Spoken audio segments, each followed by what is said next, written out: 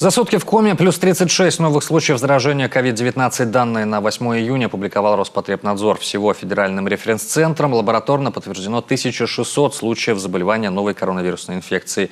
В активной фазе 684 человека, количество жертв 26. Еще 5 излечились. Всего побороть коронавирус смогли 890 жителей Коми.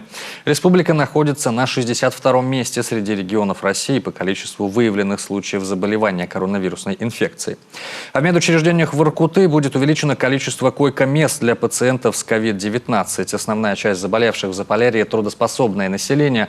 Большинство переносит болезнь в средней степени тяжести, 2 горожан в тяжелом состоянии. В то же время главный врач Воркутинской инфекционной больницы Сергей Бакаев не отрицает, что в сложившейся ситуации велика вероятность увеличения количества тяжелых больных, поскольку инфицирование нередко происходит в семьях, где есть пожилые люди, а также люди, имеющие сопутствующие хронические заболевания, у которых ковид протекает особенно сложно.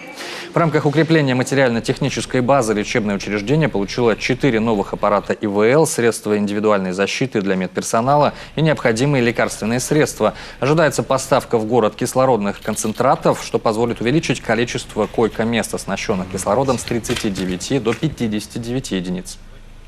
С Воркуты практически через день вывозим пациентов, чтобы там у нас не создавалось тяжелое, чтобы, не дай бог, там никто не затяжелел и просто от неоказания уровня более высокого, чем у нас в Сыктывкаре, там не оказался без помощи.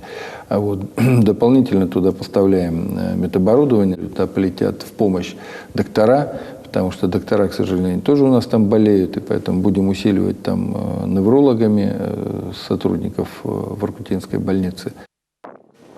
Кроме того, на 3-м этаже бывшего здания Центра профпатологии уже развернуты 50 коек второй очереди для долечивания пациентов с коронавирусной инфекцией, а сегодня на 2-м этаже будут подготовлены еще 50 койко-мест. В общей сложности здесь планируют развернуть дополнительно 130 коек.